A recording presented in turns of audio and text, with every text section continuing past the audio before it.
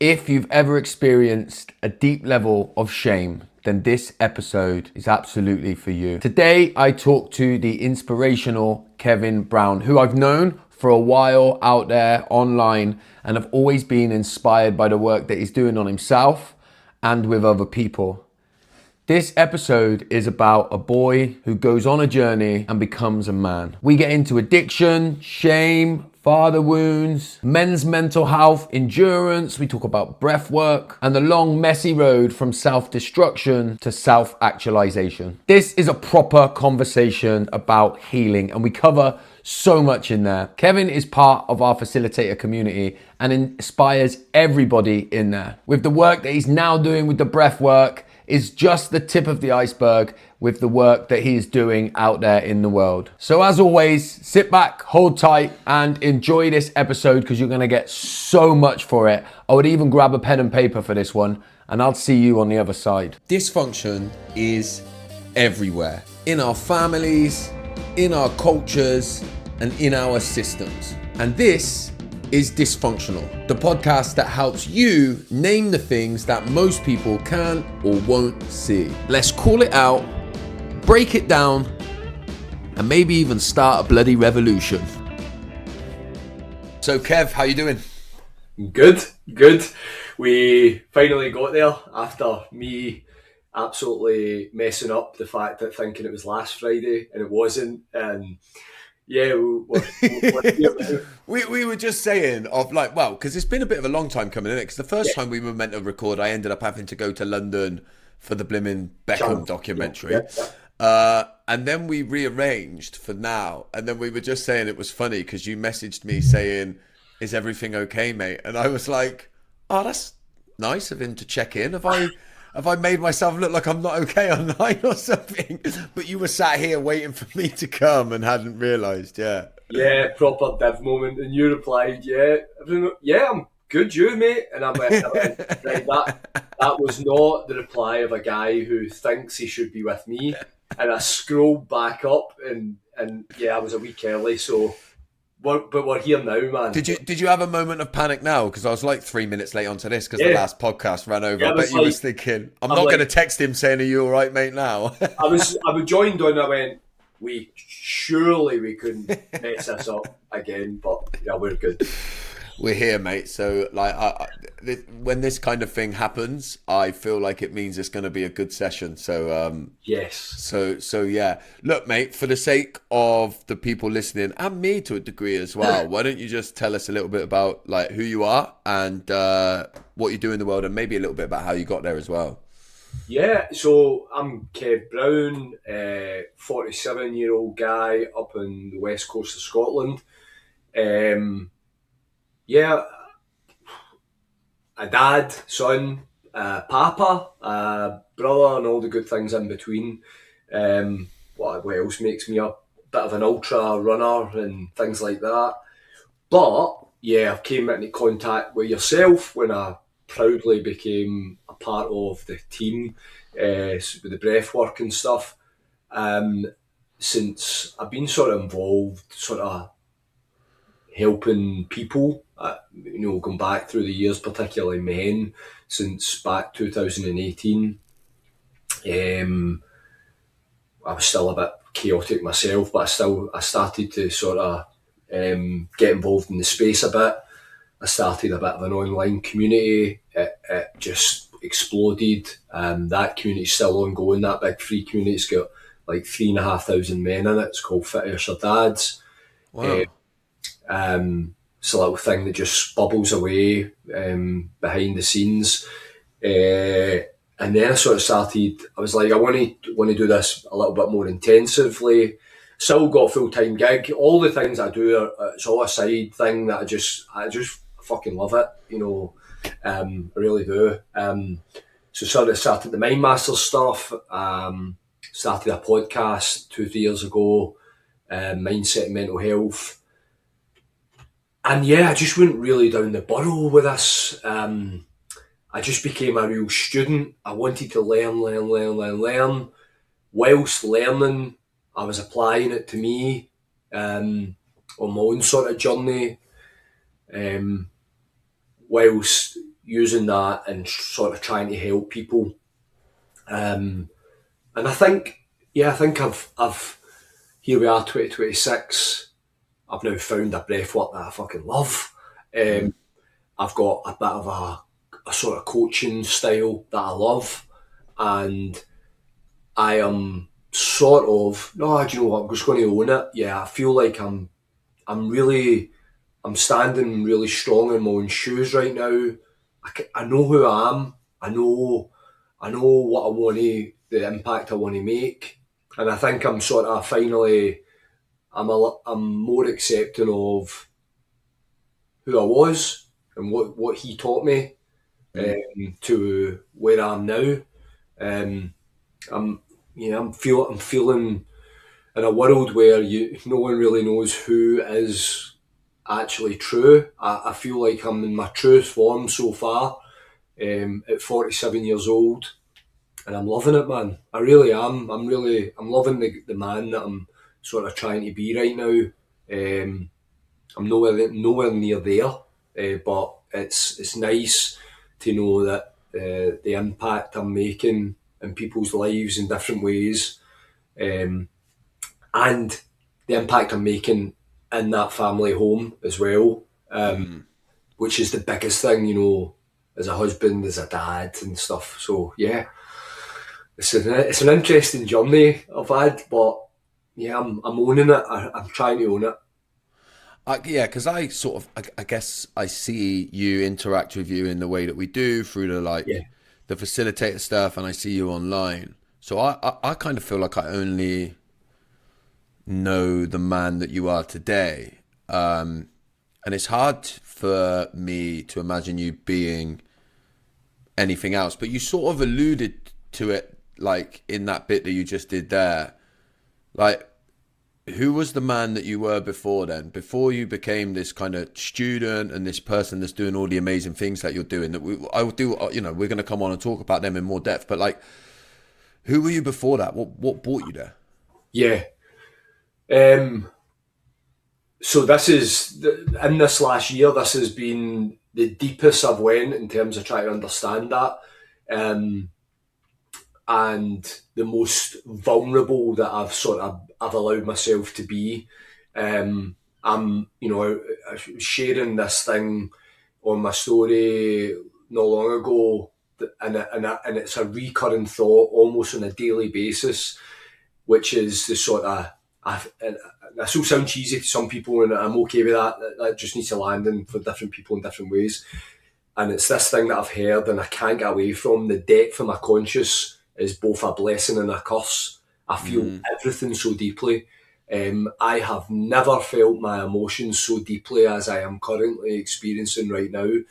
And I've finally understood that that is because of the boy, which then became the man who was absolutely in chaos, riddled with shame and guilt because of the things that happened to the boy. And I spent so many years just living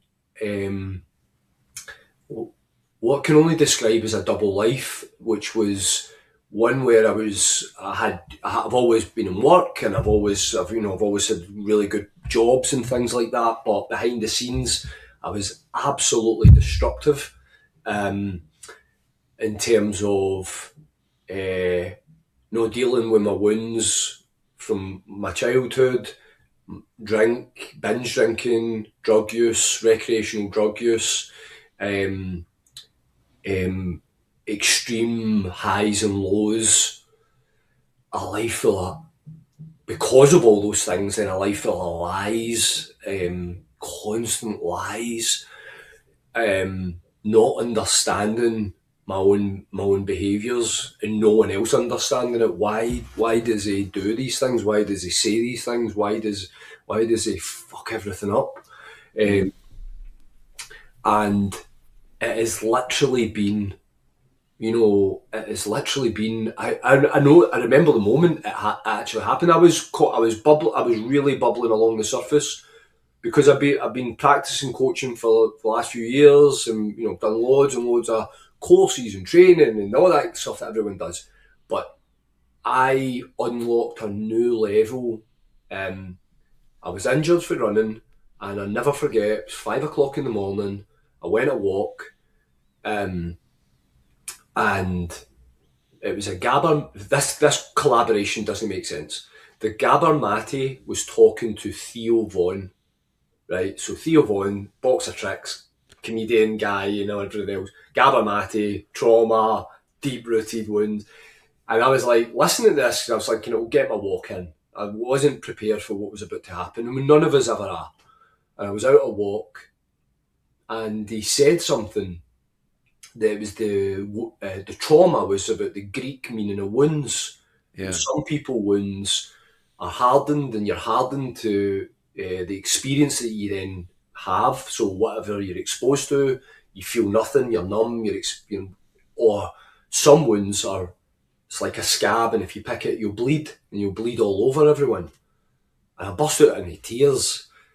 It's like walking in darkness in my town, and tears are flowing down my face, because it suddenly hit me that every single thing was because of my wounds.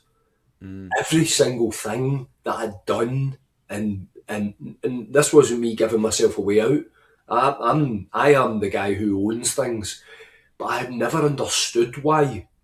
Why did I spend all those years almost trying to rip myself apart from the inside? Why was I behaving that way? Why could I never settle in a classroom?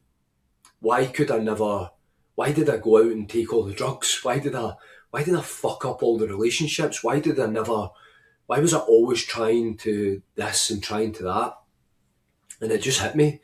It hit me like a kick to the face, that everything that happened to me in my younger, in that sort of environment where there should have been trust and love, it all led this path, which had then led into me then trying to fix other people. It had then led into me trying to be enough. This and I walked into the living room, and I sat down, and I said to my wife, "Don't get up. Just stay there." She's drinking her coffee, and we've got a strong bond. I didn't need her to fix me. I didn't need her to get up and make it go away. I needed to sit with the feeling. And I just says, everything makes sense. Every single thing makes sense. The bedwetting, the bullying, the right. And I went through all the things, and I went, no wonder I can never feel like I'm enough. No wonder, I can never feel like, what the fuck have I been doing? And she was like, my God, and I went, no, don't, this is me sitting with my feelings. This is me sitting with my emotions. I'm not avoiding them anymore. I am okay with this. This is fully integrated, and which I've subsequently learned a bit more about the father wound and the stuff in that, and it's about, choose my words here, it's about understanding. It's not about forgetting or forgiveness or anything like that, but it's about understanding. And I suddenly, I understood my whole life journey, but racked with shame, guilt, disappointment, never been up to scratch, never meeting standards, and then blowing everything up, to then trying to fix the world and make a difference, and I just went, yeah, man, you've done okay. You fucking done okay, and you are enough. You are enough, and yeah, and it was just an unbelievable moment, which is now, I feel so much lighter.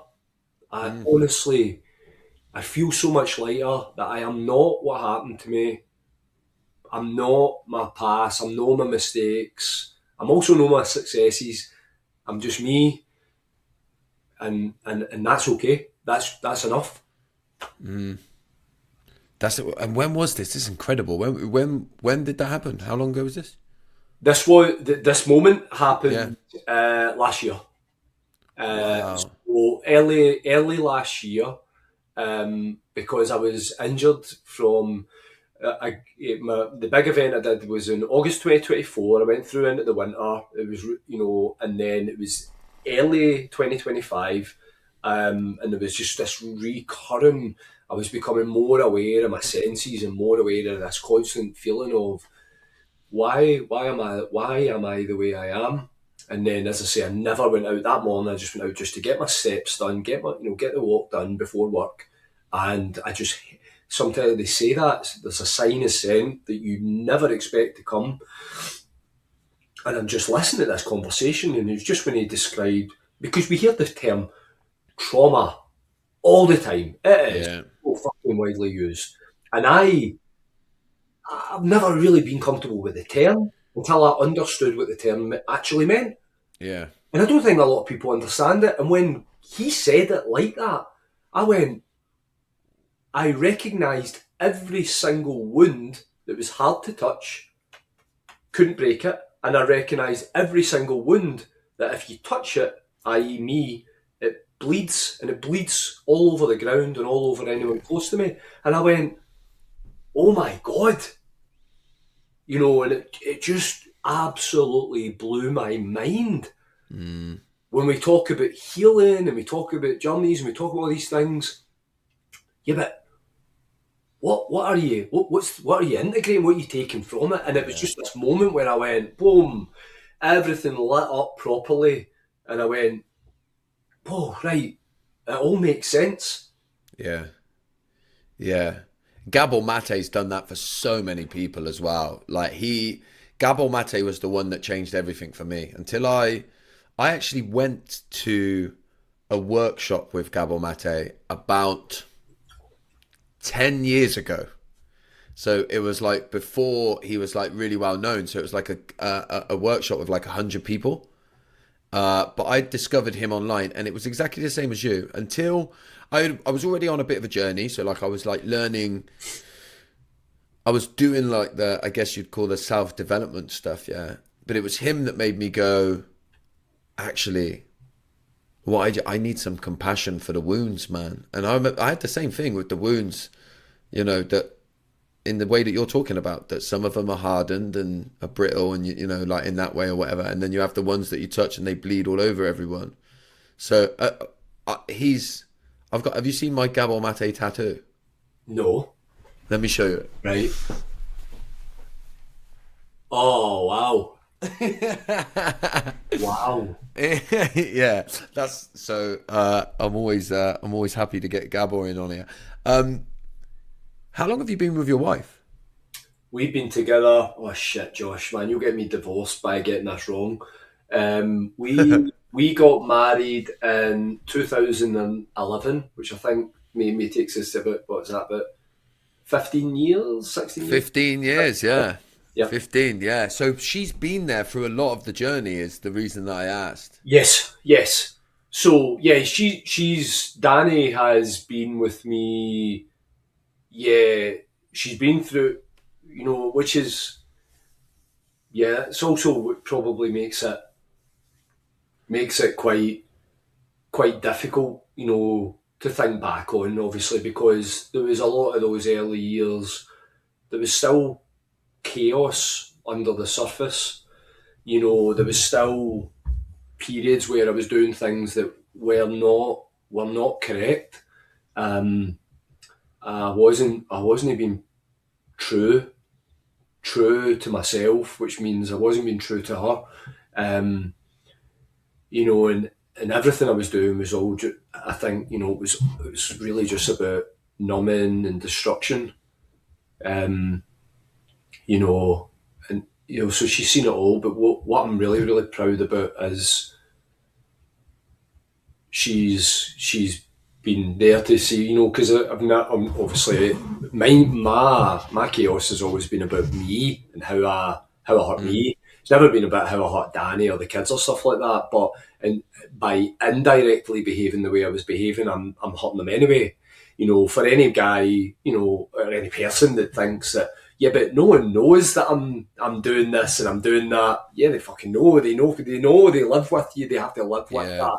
They have to live with the highs and the lows. I think way back in the early days, and my low moods and things like that. That wasn't right. I was making choices and really really bad choices. But yeah, thankfully, she's also got to watch when I went on, like you say, a bit of a self development journey. Doing some courses. I started to get really interested in being better. She saw me when I started the men's group. She was the biggest advocate for me to create that men's space. Even when it became an absolute monster of a group, she was like, do that. She understood the importance of it, and why I had to be the guy that did it, because it was like, back in 2018, you've got to, Josh, you know this probably better than a lot of people. Back then, not a lot of people, it wasn't fashionable to talk about certain things. So actually, it wasn't good to be talking about a man's mental health back then. But I think she recognised I needed to be that person of influence and sort of be the light in the community, because we had a lot of men taking their own lives and things like that.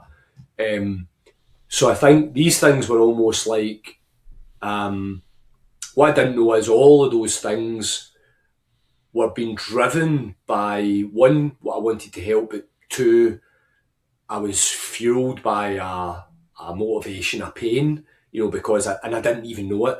So I was working, trying to just be better, do better, put into the world I'm a good person. I'm a good person, please believe me. Yeah. Until we get to, I'm going, well, I'm a fucking good person, whether you believe me or not. Yeah. Yeah. Yeah, I totally hear that. Like, when I hated myself, I was so good at getting people to like me.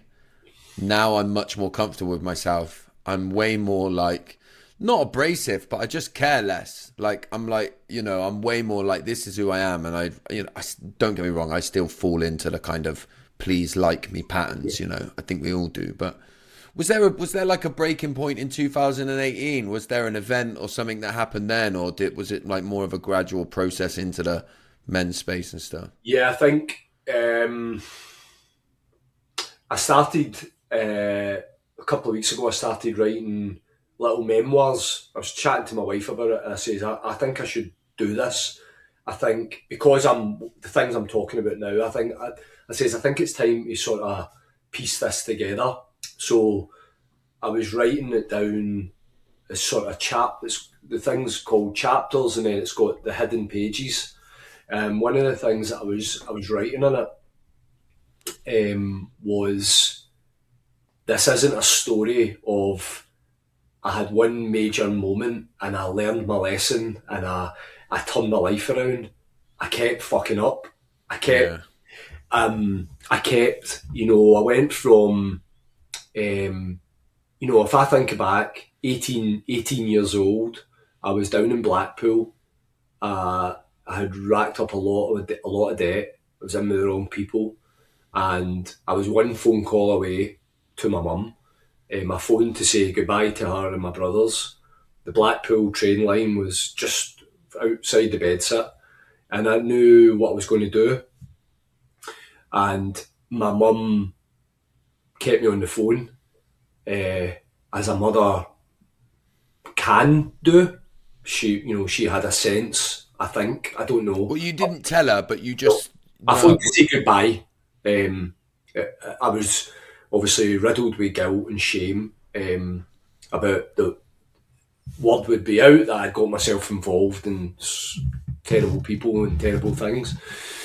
And my mum got my dad and they brought me back.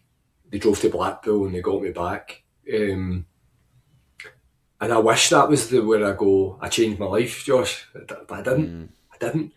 And I now know, as we talked about, I now know why I didn't, because I couldn't. I'd never come to terms with the boy. I'd never sat with him and went, none of this was your fault. So I just came back home, had a period of, we settled life down, I got into a career, everything was great, and then I slowly navigated to more fucking chaos. I became a dad, and I've always tried to be a good dad, but then I would take my son home, and I would beeline for chaos, which was 9 times out of 10 was drugs, as much as I could get. And in, and what I mean by that is I was writing these memoirs, and I was like, why am I writing this like this? Well, do you know something? The social media would have you believe that if you go like a Paul Moore or something like that, and they go, I had this moment, and I was standing on the cliff, and then I fucking became 2-time master coach, and I fucking, well, do you know what? See, that never happened to me. Yeah. Never fucking happened. I had so much more pain to endure. The bit that people won't talk about when they're doing that hook thing to tell you, you really need to come work with me, I'm amazing, is the bit that you and I have lived through. Wounds don't go that easy. Yeah.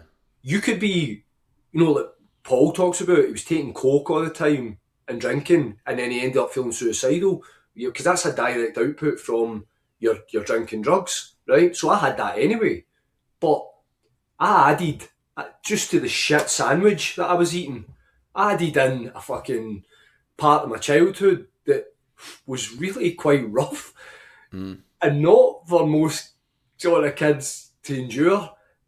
And that bit wasn't going away so easy. So Yeah.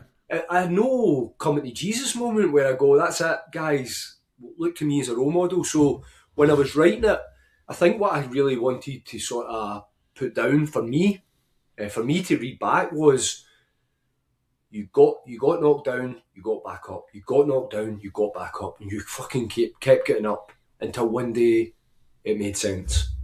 Yeah. And then and in between that, you became a good fucking person, and you're trying to do your best.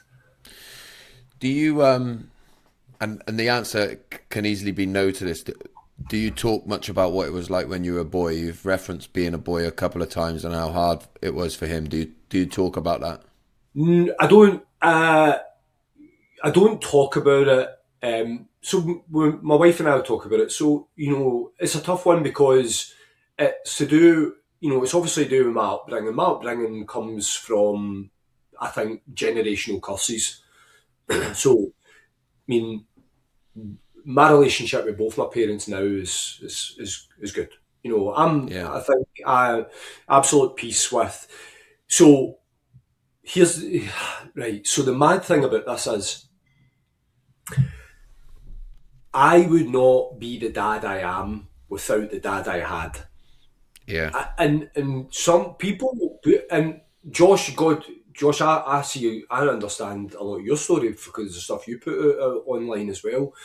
So this isn't me saying that anything was right and I should just, be grateful or anything like that. That's not what I'm doing.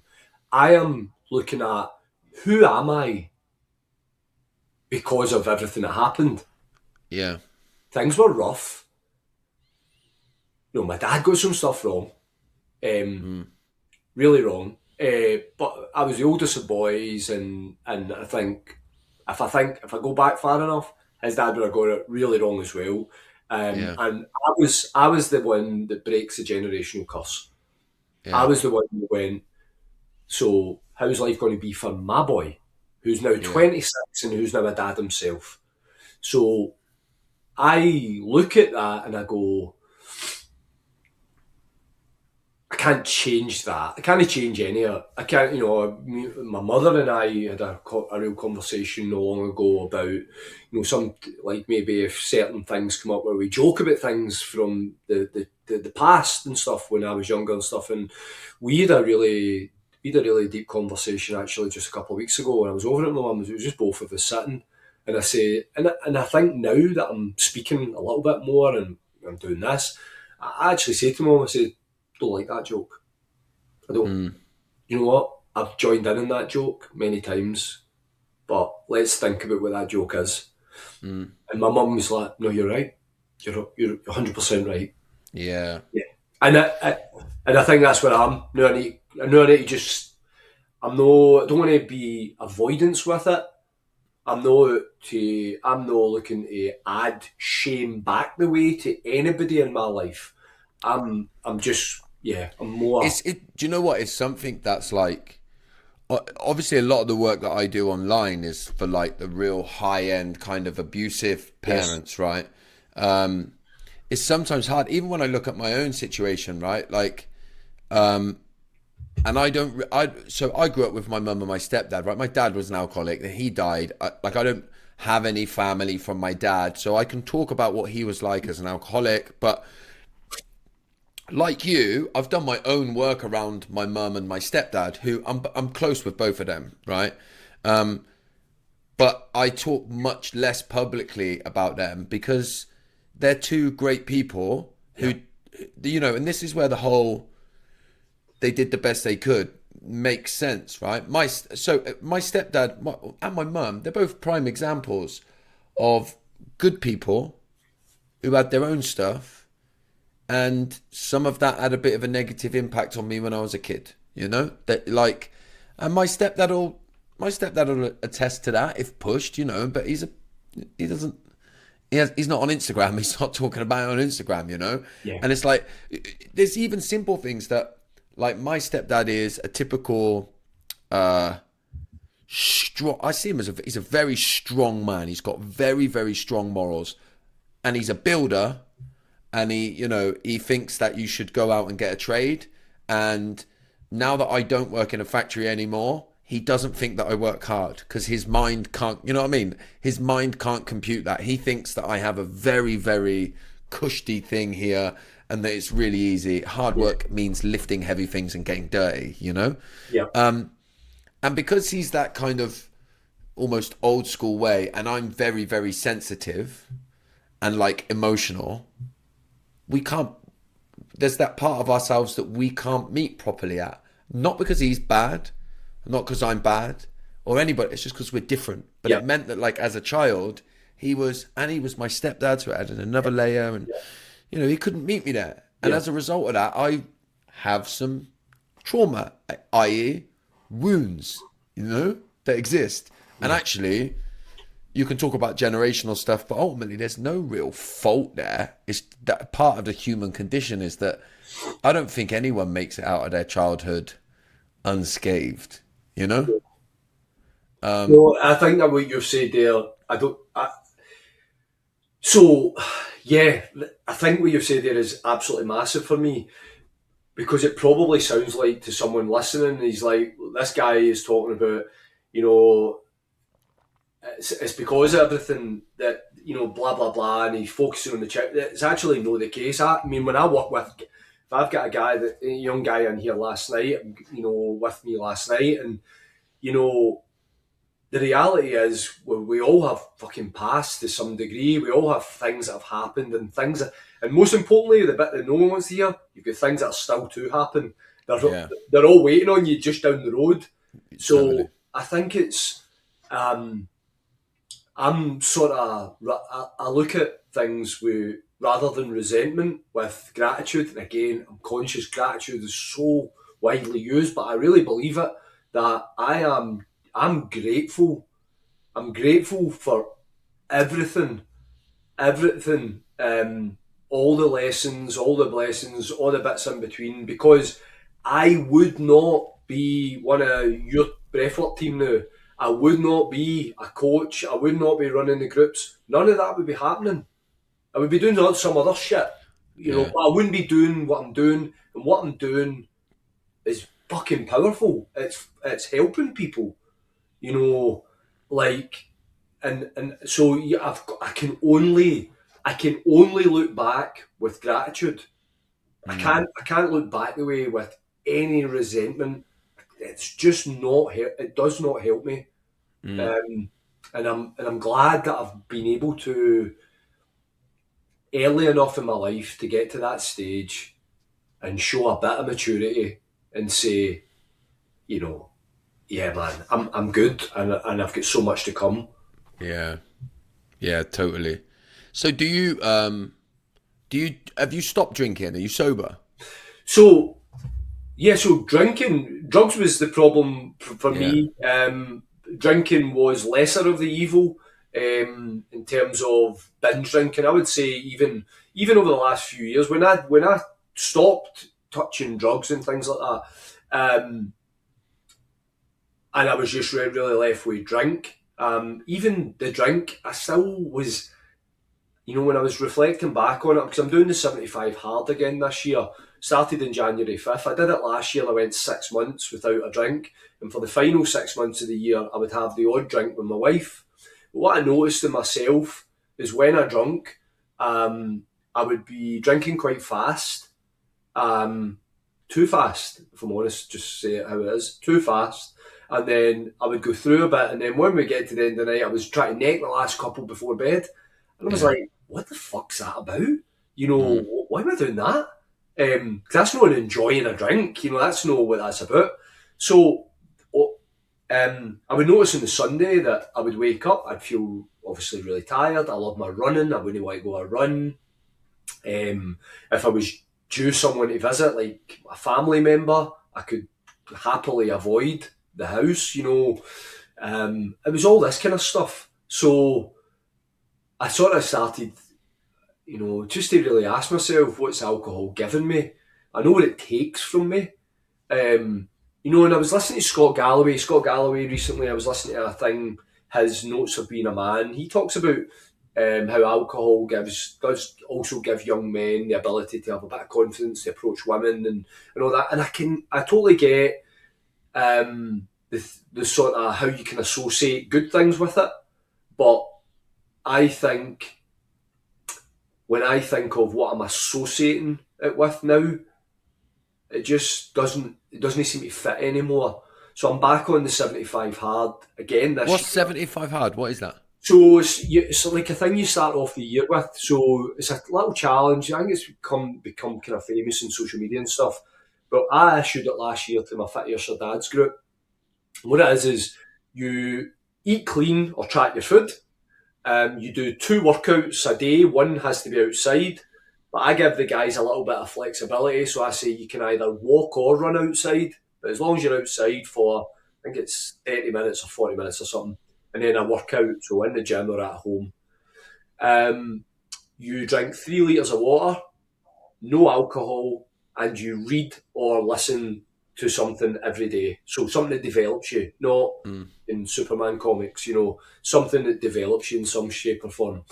So those 5 things is our version of 75 hard. So doing that last year was rocket fuel to me because I was firing. I was unmatched in terms of my energy and everything. So I took a lot away from that, and I decided, I'm going to kick off this year with that again, because I was busy with the breathwork stuff. Work was busy. Everything was really busy. So I noticed that this was really good for me. But what I've said to myself is, if I go, if I get to the same sort of level as that, I'm just going to just go for the year. I'm going to aim for the year this time. Did half the year last year, and I think this time it's go for the year. And if I do what I said to my mate is, if I do the year, I'm done. Yeah. I'm done. Yeah. I kind of feel like I'm already facing the reality, but I'm not putting any pressure on it. But it feels like already that I'm done. It's good to hear a balanced conversation on it as well, because again, in the social media era that we live in, right, there's kind of it does seem to be now that you're either completely sober, never drinking again, it's the evil of all evils, or you are drinking and then so you've got a problem. And I know a lot of people that I got mates who I don't drink, right, because drink was probably, it Yeah, sounds like what drugs were to you, drink was to me. I mean, I was the same probably with drugs as well, but yeah, I made a decision to cut it out. But I think it's we all have to just address our relationship with everything, innit? And if you can people can have a healthy relationship with things that aren't necessarily great if you use them loads, but it's all right, man. I wanted to ask you about your the running and the endurance stuff you do. When did that come into your life? Has it always been something you do? No, no, no, no. It feeds in everything I've told you so far. It's going to make a lot of sense. Because I was actually, yeah, it's a good one. So I'm 47, and on the run up to my 40th birthday, I felt. I remember it was like maybe the New Year's Day or the 2nd of January, like the year before, and I stood on the scales and I was the heaviest that I was aware that I'd been. I had a big sort of beard, not quite as healthy as yours, but I was a bit of a fucking beard going on. I had big dark eyes, and yeah, I was like, "What am I fucking doing here? What am I doing?" So I decided I was going to start running. Decided I was going to sort of do something about it. I remember going to park run and projectile vomiting as I was running around the 5k park run. Oh, I could not. I remember shouting, "What the fuck do people do this for?" You know, yeah, after a couple of goes at it, I went, "Yeah, man, I'm gonna keep at this." And I told myself that by my 40th birthday, I would be the fittest I'd ever been, and I would run up a mountain that's on an island across, not far from where I live, called Goat Fell.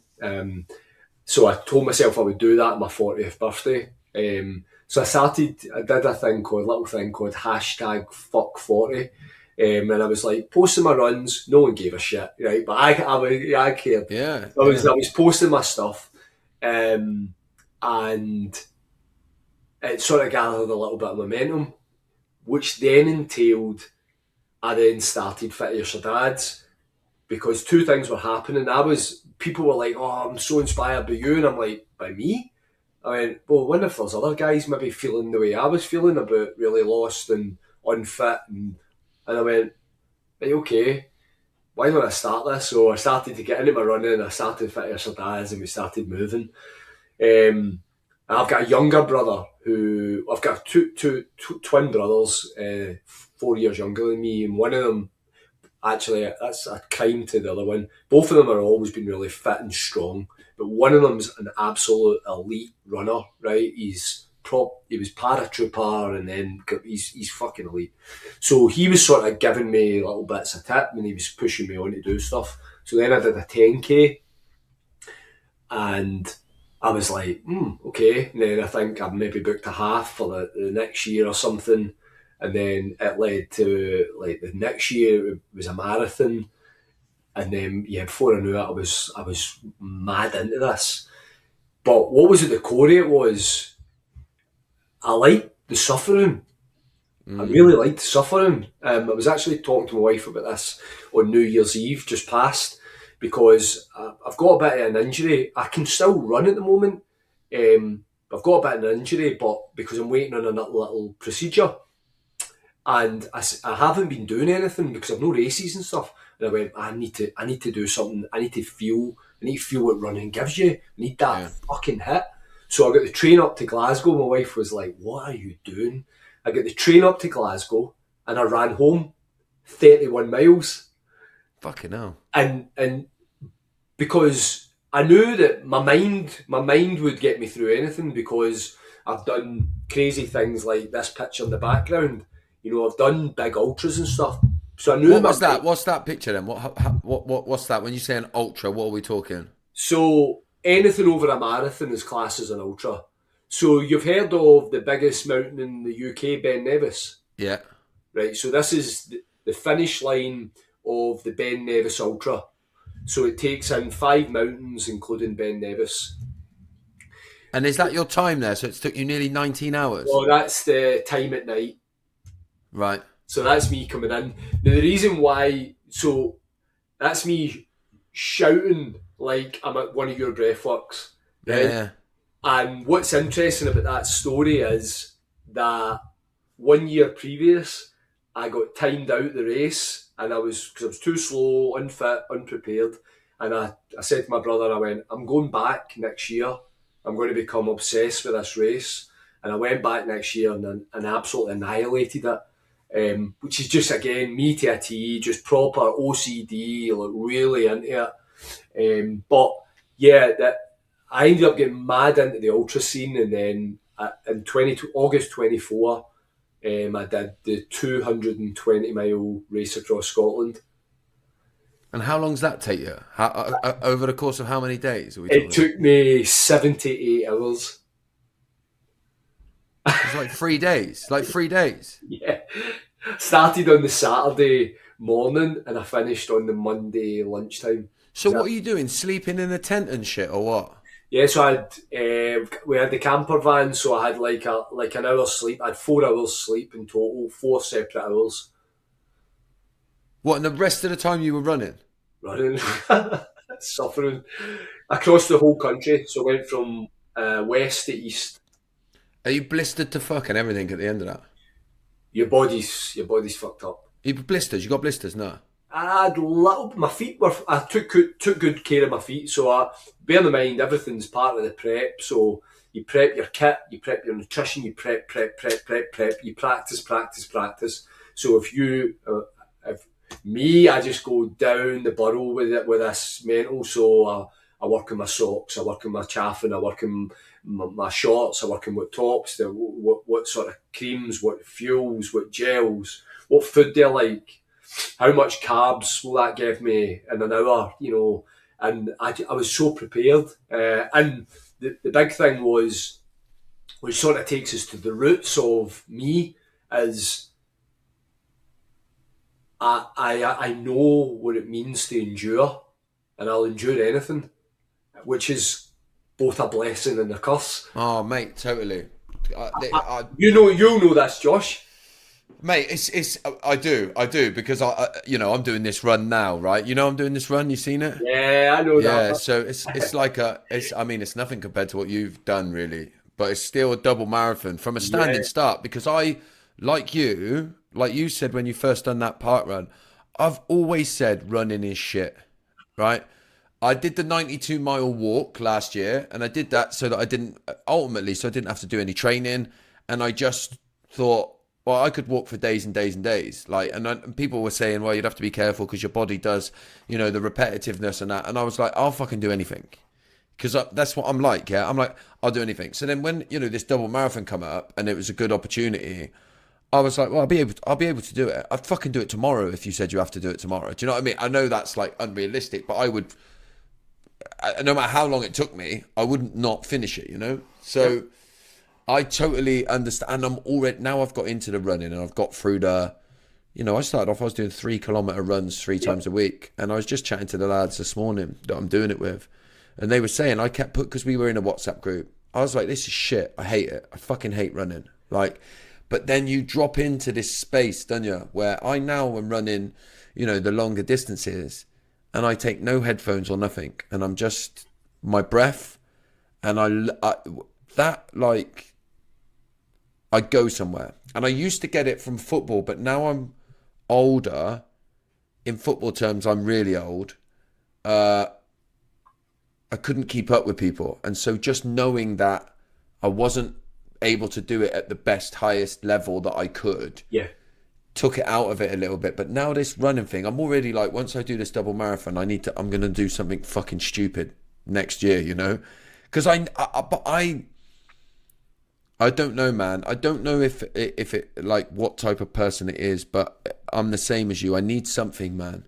I need something to be like. I need a target. I need always in my life to be aiming for something. Because if I'm not, like I heard the analogy of like, if a plant's not growing, yeah, it's dying. yeah, And that's so true for me, man. And I actually, for a while, thought that was something that I needed to heal from, yeah. I needed to get to, but it's not, man. I just know that It's who you are.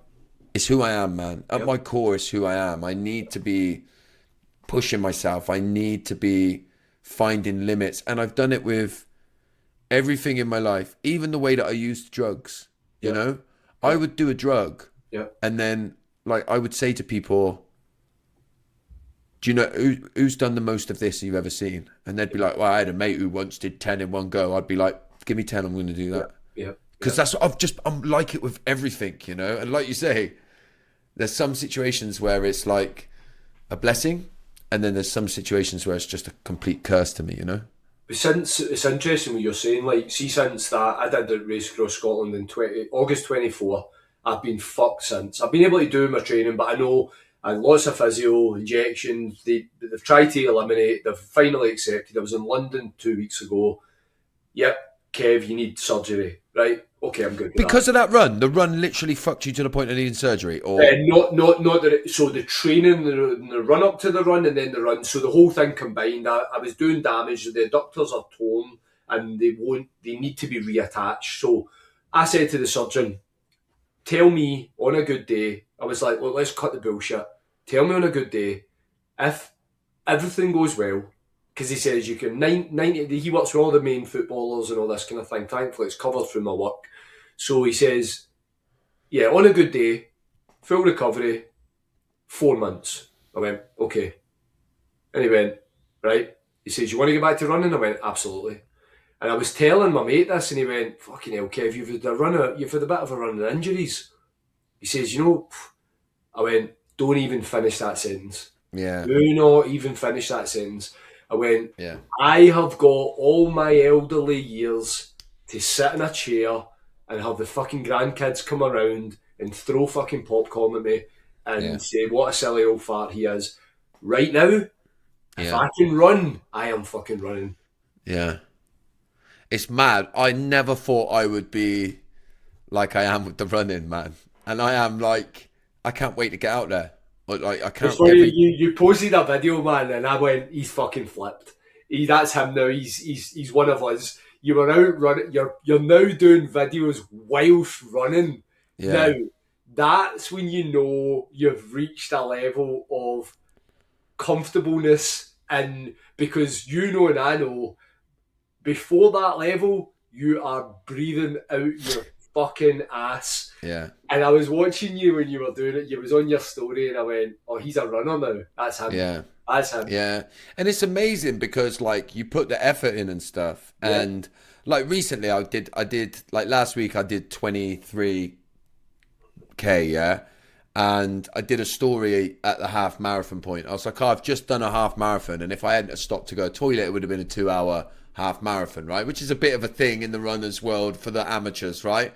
And a few people were messaging like, I can't believe how chill you seem when you've just done half a marathon. But because you drop into this, you drop into that space and you're like, I could do this for days. yeah, I could stay here for days. Like there's pain or sometimes or whatever, but I could do this for days. But like the heat adds another element. I did a half marathon in the Caribbean I saw that. a few weeks ago. That fucking took it out of me. I mean, I don't know if you saw, I did 18 kilometers out there Yeah, after a couple of days of being there, and I didn't take any water with me. I know. That was the fucking like. That was such a stupid thing to do, man.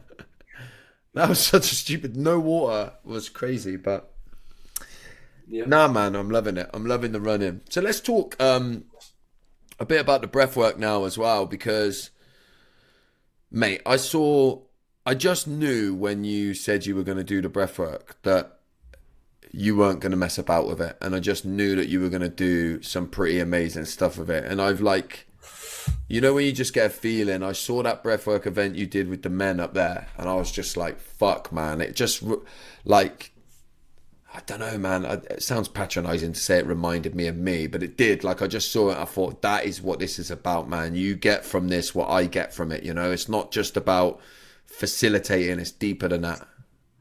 yeah. It's been a game changer for people that don't know. I went to Josh's breathwork in Glasgow a few years ago, and we were in what I could maybe try and give visuals to. It was like a fucking wine cellar. It was a gigantic fucking Game of Thrones type setting, man. I walked in and went, "What the fuck is this?"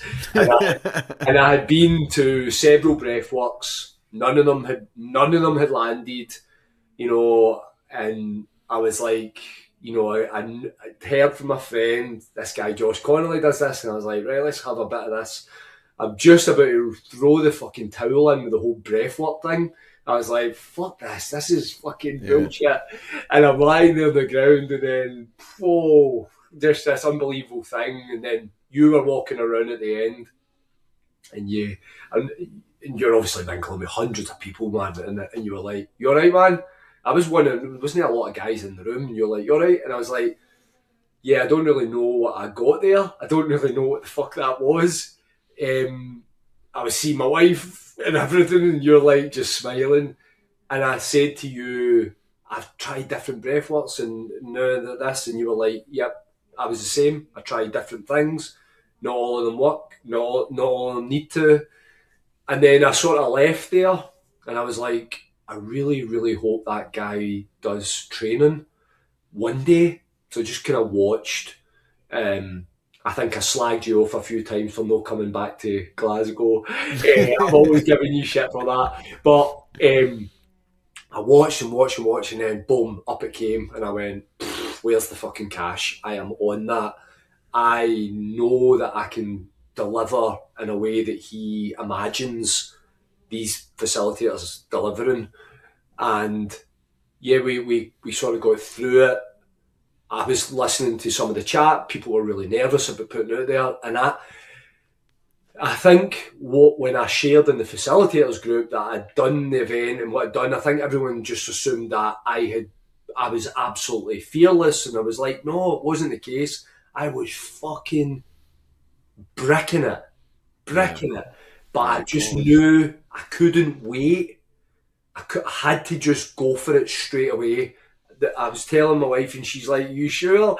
And I went, "I've got to do this. I'm going to do this." And I filled the room with for the International Wednesday, the free event. It was packed. We did a bit of my King's Club coaching. I got them all down on the deck. My son was in the room with a camera, which was fucking, I could get upset thinking about that. He was my inner circle. I told the men that when the doors close, it's me and my boy. That's it. And it was so fucking powerful. And when we let out the roar, I actually was like, even right up to the last minute, people, again, I think everyone just makes an assumption I'm just like this fucking confident guy. Even right up to the scream, I was going to not even do the scream because I was like, it won't work. Yeah. I'll be the only fucking person screaming and no one will do it. But when they went for it, and I sat, my son's captured a moment when I'm sitting down on my knees. Mate, that's the picture I've seen, man. And you're just sat in the middle of it like that. Just sitting there, I'm like, just don't say a word. Just let it come in. Let it integrate. Let it all flow through me. And it was incredible, man. And I was like, straight to you. I was just sending you a little voice note, and I went, thank you for showing me this. I'm going to make something happen with this up here. And then I did a follow up with men and women. I sort of branded it up. What did I want it to be? Because you'd says, like, make it whatever you want it to be. We'll call it whatever you want. So I thought about repair and recover, R&R, because it feels like that's what it does to me. So I then decided I'm going to go fucking Hans Zimmer. Because I fucking love Hans Zimmer. Yeah. And again, it was a huge gamble. So I went out, all my big long runs on a Saturday, I went out and practiced my playlist. Practice. That song doesn't work. It comes out. Back in, new song. Right, that'll work there. Right, how long will that be? I'm then voice noting you whilst I'm out running going, do I make the rounds longer? Do I go with 3 songs? And you're like, no, fucking stick with 2 songs. Do try this. But you could do it, but I'm saying go. And I went, yeah, that's right. Work. And then I went into that venue. Hands on my playlist. Epic lights. Cinematic. And it fucking worked. And I just went, yeah, man, this is me. This is healing people, man, or it's making people feel good. And I'm so happy that I found it, and that I've been able to come into contact with you, and it's and you've nurtured me, and when we get that little bit of shit, I'm okay, is this okay? And you went, yeah, you're fucking doing great. Keep going. Yeah. Keep Yeah. fucking going. And it's been magic. Yeah, it's so good, man. And that's, you're right. It's exactly what I wanted to see with the breathwork, man. And I feel like that's, people like yourself, there's a lot of people like you as well that just need to feel like, just need that. You didn't need any teaching really, just somebody that you can go, is this all right? Like, fucking yeah, man. And then Just it's an like, arm yeah, all round right. the Just, shoulder. just a little, like a nod of like, yeah, mate. Like, I've done it, you've done it, you know what you're doing, go smash it. And, man, it's fucking so good to see. I really I want to do something with you, man. I want to come up to Scotland and do something. I don't know what it is. Whether it's like we do a day thing up there or something, like on a weekend later in the year. But I'd fucking 100% would come up there, man. So yeah, I'm saying it publicly on a podcast now that we should make it happen. Yeah, Scotland. because you said to me, and obviously I was like, "Fucking hell, what the fuck is this a real thing, or is he's just a proud teacher, But listen, man, I think that would be fucking Yeah, amazing. man, because like we're the same. I've always been like this with this like the work that I do. Like I know that I've built a platform and all of that sort of stuff and done it, but I ain't no different from anyone else. You know what I mean? I really try to not be on a pedestal or anything like that. You know what I mean? Really work hard to come down and be like, I ain't fucking no different from anyone else. You know what I mean? So you can do the same style as breath work as me now. You've learned what I learned. That's it. So like we're equal, man. So like I'm not joking. I definitely would. I'm up for it, man. I'm up for it. And this is the public. People can come for me now if we don't do it. Scotland, you better get ready then. Yeah, mate. Yeah. So like, we're probably coming to a bit of a close here, but like, what have you got plans for the future? What do you feel like's coming for you in the pipeline now for everything that you do in the world?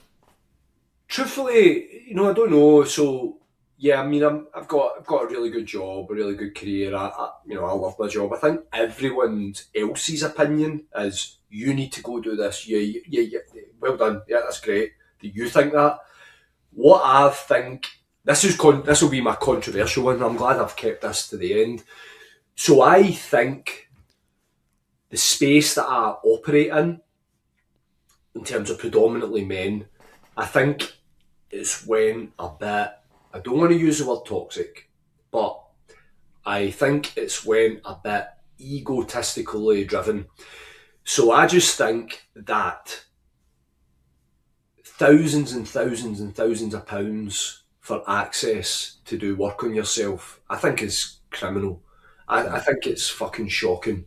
If you come, I've got a day retreat sort of date penciled for Saturday, July 4th.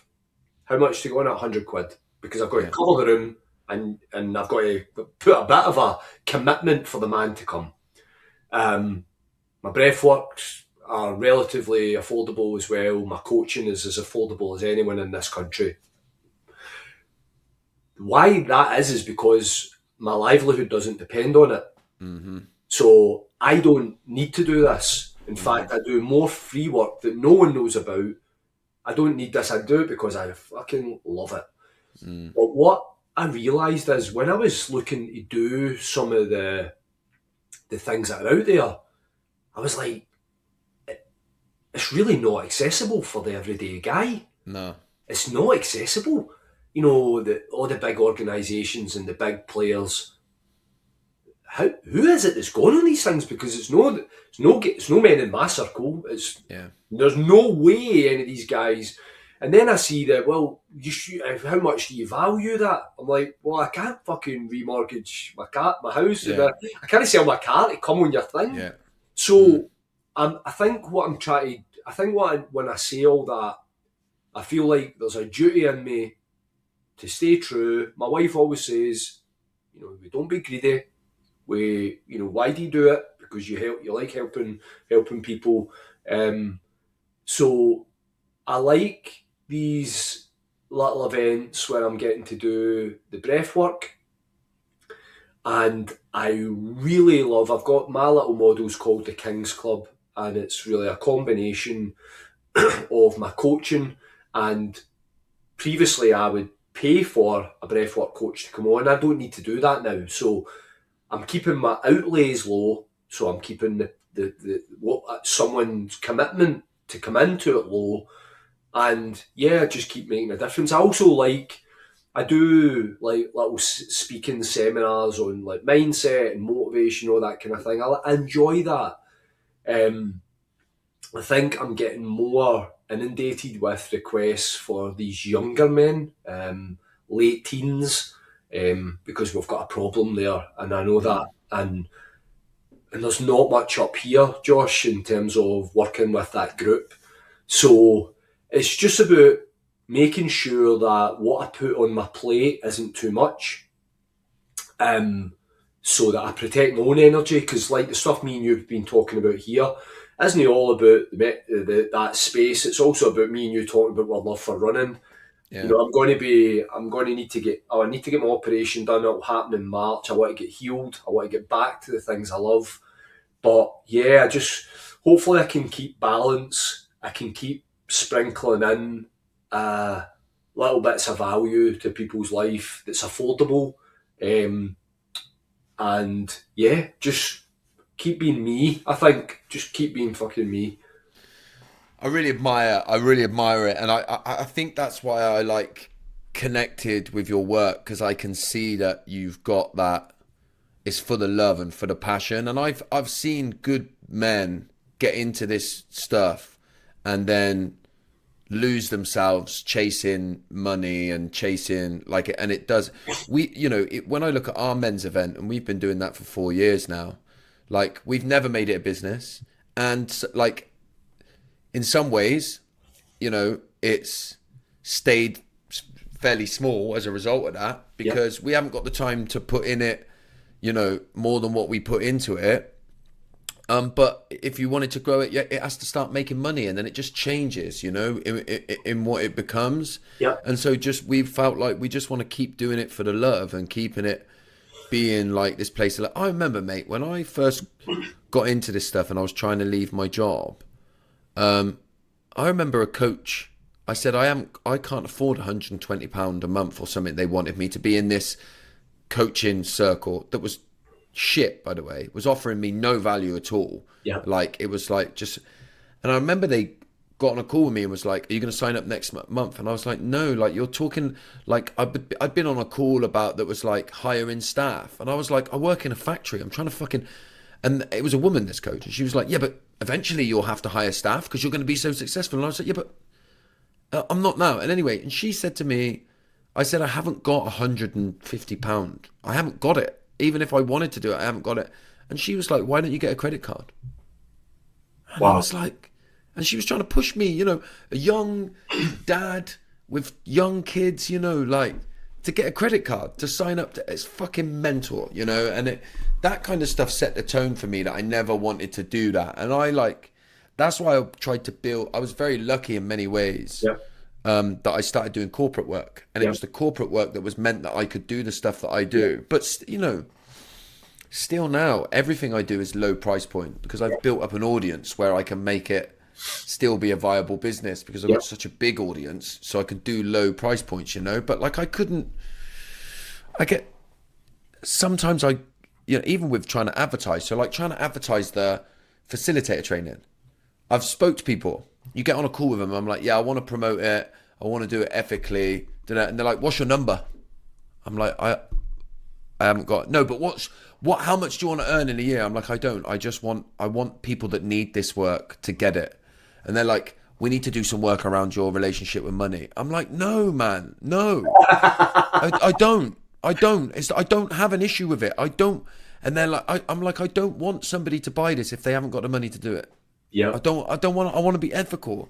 And it's so mad that people out there, so I haven't been able to work with anyone to advertise it, because there's no one that I want to work with, because they're all like, what you got to do is you need to whack it up, create something that you sell really, really cheap just to hook them in. And I'm like, no, I'm not doing that. I'll just keep putting it on Instagram and see if people buy it, Because I'm like you, man. So it's so nice to to connect with somebody that's like that, because you're rare, man. You're a rare breed. Listen, mate, I'm going to close this up because it's been incredible, and like we'll talk off air and stuff. Because I'm definitely up for doing something in Scotland, and like, and doing it in the same vein that you do it, and it be, let's just do something good. It's not about making loads of money. Let's just do something good. But anything you want to add, mate? Any final parting comments you'd like to give to the listener? And tell us where they can find you if they want to learn more about you. I'll obviously put it all in the comments. But yeah, you can find me. It's Mindmasters Scotland on Instagram, or Mindmasters on Facebook. That's the two main things. They just post automatically to both whenever I fire up some of my thoughts for the day. I guess if you're listening to this, if you take anything away, don't let your past hold you back. Be okay with who you are, and absolutely go try this breathwork, because whether you're trying it with me or whether you're trying it with one of Josh's other facilitators, or Josh, because I think you need to try it, because yeah, man, it's just going to potentially be a game changer. It's really, really, really good for the body and the mind, man. So yeah, I think that's everything for me. But I just want to say thanks for having me on, Josh. It's been nice to be on the other side and just chat. It's nice. Yeah. Pleasure, mate. It's been a great conversation, and man, I'm excited to share it with everyone. So thanks again.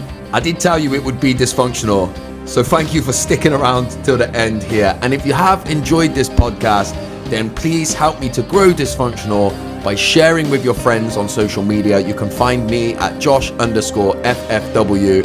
And then wherever you're listening to this or watching this, please make sure that you've liked and subscribed, left us a 5-star review and a comment if your platform allows it. And I'll see you on the next one.